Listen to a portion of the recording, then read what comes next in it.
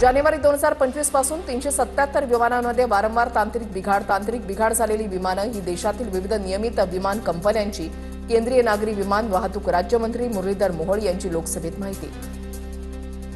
सरकार डरपोक आहे, पंतप्रधान खासदारांना घाबरतात। अनेक पंतप्रधानांच्या समोर अशी आंदोलनं झाली आहेत। लोकसभेत पंतप्रधान मोदींनी भाषण न केल्यानं राऊतांची टीका।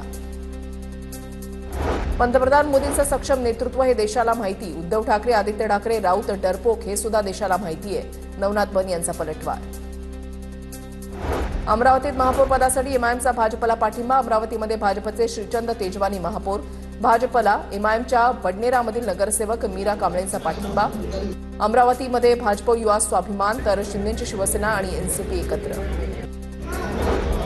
कोल्हापुरात महायुतीच्या रुपाराणी निकम महापौरपदी, भाजपच्या रुपाराणी निकम यांना 46 मतं, काँग्रेसच्या सचिन शेंडेंना 35 मतं मिळाली।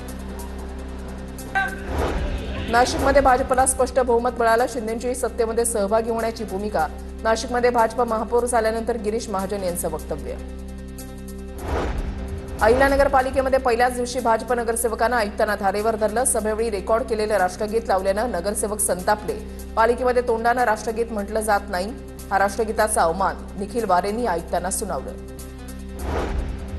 नागपूरमध्ये काँग्रेस नवनियुक्त नगरसेवकांकडून सभागृहाच्या बाहेर संविधानाची प्रत हातामध्ये घेत घोषणाबाजी। सभागृह संविधानानं चालावं, जनतेचे प्रश्न संविधानाच्या माध्यमातून सुटावेत अशी मागणी। काँग्रेस गटनेते संजय महाकाळकर यांच्या नेतृत्वात घोषणाबाजी। नारायण राणेंच्या विरोधात संजय राऊतांचं मानहानी प्रकरण। संजय राऊतांनी माझगाव कोर्टामध्ये साक्ष नोंदवली। पुढील सुनावणी 20 फेब्रुवारीला होणार। राऊतांचं नाव मतदार यादीमध्ये नव्हतं, त्यांना आपण निवडून आणलं असा दावा नारायण राणेंनी केला होता। एप्स्टीन फाईलमध्ये मोदींचं वारंवार नाव येतंय। एप्स्टीन फाईलवरून राऊतांचा मोदी सरकारवर निशाणा, तर पाटकर फाईलनं नवनाथ बन यांचं राऊतांना उत्तर। निवडणुकीमध्ये टांगापलटी, घोडे फरार करणार। तानाजी सावंतांचं वक्तव्य। 2022 मध्ये जसं केलं त्याचीच पुनरावृत्ती करणार। तानाजी सावंतांची राणा जगजितसिंह पाटलांवर नाव न घेता टीका। नागपूरच्या महापौरपदी भाजपच्या नीता ठाकरे यांची निवड। 104 मतं घेऊन काँग्रेसच्या महापौरपदाच्या उमेदवार स्नेहल ठाकरेंचा मोठ्या फरकानं पराभव। स्नेहल ठाकरेंना केवळ 36 मतं मिळाली। जळगाव महापालिकेमध्ये भाजपच्या दीपमाला काळेंची महापौरपदी बिनविरोध निवड, तर शिंदेच्या शिवसेनेच्या मनोज चौधरींची उपमहापौरपदी बिनविरोध निवड। महापालिका स्थापनेपासून 17व्या महापौर म्हणून दीपमाला काळे पदभार स्वीकारणार।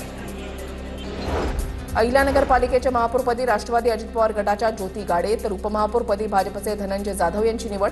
महापौर आणि उपमहापौर पदासाठी प्रत्येकी एक अर्ज आल्यानं दोघांचीही बिनविरोध निवड। धुळ्याच्या महापौरपदी भाजपच्या मायादेवी परदेशींची निवड। मायादेवी परदेशींना 50 मतं मिळाली, तर राष्ट्रवादी अजित पवार आणि शिंदेच्या शिवसेनेच्या उमेदवार गीता नवले यांना अवघी 13 मतं, एमआयएमच्या हसीना साजिद यांना 10 मतं। पंढरपुरातील जिल्हा परिषदेच्या 8 गटासाठी तर पंचायत समितीच्या 16 गणासाठी उद्या 309 मतदान केंद्रांवर मतदान। मतदान प्रक्रियेसाठी 1700 अधिकारी आणि कर्मचारी नियुक्त। धाराशिवमध्ये उद्या पार पडणाऱ्या जिल्हा परिषद आणि पंचायत समिती मतदान प्रक्रियेसाठी प्रशासन सज्ज। मतदान प्रक्रियेमध्ये अडथळा येऊ नये म्हणून पोलीस बंदोबस्त तैनात। नांदेडच्या कंधारमध्ये बोगस जन्म प्रमाणपत्राचं वाटप होत असल्याचा किरीट सोमय्यांचा आरोप। बोगस जन्म प्रमाणपत्र देणाऱ्या टोळीला परदेशातून आर्थिक मदत, भाजप नेते किरीट सोमय्यांचा आरोप। बीडमध्ये अल्पवयीन मुलीचं लग्न होत असल्याची माहिती मिळताच पोलिसांची कारवाई। अल्पवयीन मुलीशी लग्न करणारा नवरदेव लग्नातून पळून गेला। नातेवाईकांसह 100 जणांच्या विरोधात गुन्हा दाखल। धाराशिव, कळंब, वाशी आणि भूम परिसरात भूगर्भातून मोठे आवाज। घरातील भांडी, दरवाजे, खिडक्या हादरल्याची नागरिकांची माहिती। आवाजाची तीव्रता जास्त असल्यानं नागरिकांमध्ये भीतीचं वातावरण। मुंबईमध्ये मूकबधीर मुलीवर अत्याचार। मुलगी गर्भवती राहिल्यानंतर 16 जणांच्या डीएनए टेस्ट। जन्मदात्या बापानंच अत्याचार केल्याचं डीएनए टेस्टवरून उघड। दक्षिण मुंबईमध्ये घटनेबाबत गुन्हा दाखल, अधिकचा तपास सुरू।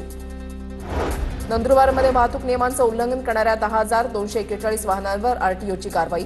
कारवाई दरम्यान 6,26,07,635 रुपयांचा दंड वसूल। या कारवाईमुळे परिवहन विभागाच्या महसुलामध्ये मोठी वाढ।